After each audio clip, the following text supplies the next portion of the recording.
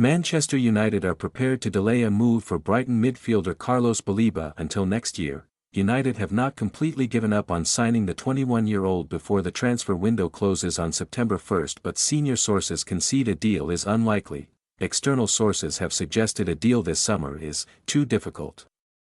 Baleba is under contract at Brighton until 2028, with the option of another year, and the club sold midfielder Moises Caicedo to Chelsea in 2023 for a then British record £115 million. Baleba would be keen to join United, but he is valued at around £100 million by Brighton. United have already invested more than £200 million on Matheus Cunha, Bryan Mbeumo and Benjamin Sesko this summer. United still intend to reinforce their midfield as Toby Collier is set to join West Bromwich Albion on loan. Collier would prefer to stay, but United want him to play regularly in the Championship. There was some surprise that United did not move for midfielder João Palhinha before he joined Tottenham Hotspur on loan from Bayern Munich.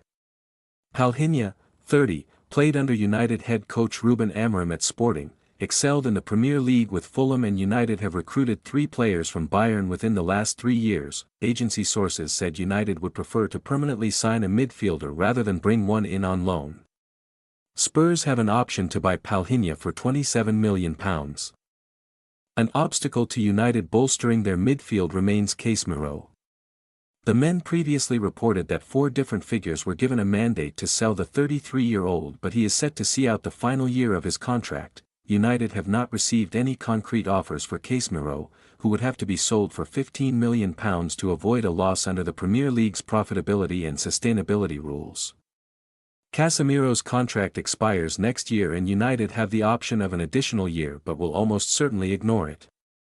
United recruited Manuel Ugarte on transfer deadline day last year with the intention of him becoming their long-term defensive midfielder.